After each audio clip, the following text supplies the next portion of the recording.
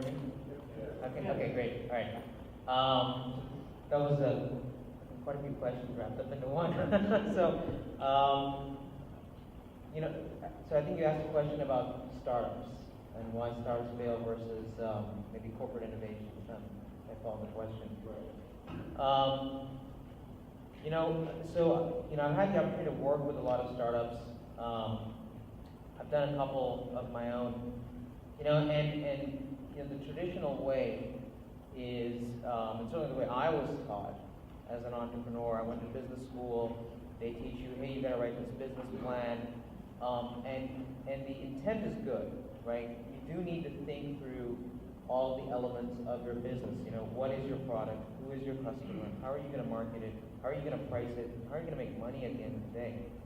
But the problem is that I would be sitting there and struggling with all these assumptions and creating these 3-year forecasts that really didn't make any sense.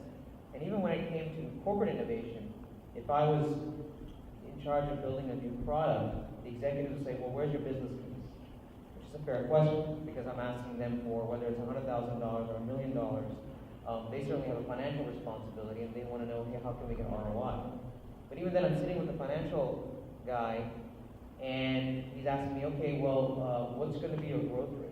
What percentage of the market do you think you're going to get? And I'm like, I don't know, 10%, 100%, And so it just was such an exercise in pretend as a result.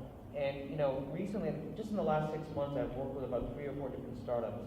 There was one in particular. They invested 3 years in developing a product. And it was good. This what I like to call date-driven project management. There's this, I can't even count how many projects I've been involved in where they say, okay, well, when are we going to have this thing? When is it going to hit the market? And we set some arbitrary date. And then we just move heaven and earth to hit that date. And, while we definitely want to get product to market as quickly as possible, we want to get it in customers' hands, the problem is that the focus now becomes on hitting the date. What's lost is the opportunity to learn from customers, is to validate, if this particular product we have in mind, maybe it's going to have 100 features. Do we really need to go to market with 100 features?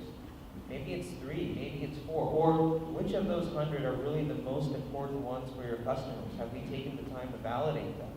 And at the end of the day, at least my experience has been the best way to validate it is get it in customers' hands as quickly as possible and find out through qualitative and quantitative feedback, what are they saying? Because oftentimes you'll find that the 6 things that you put in the product or your service and you thought was going to be valuable, turns out that's not as important to them. It's something else. I don't know if that helped answer the question. Great answer.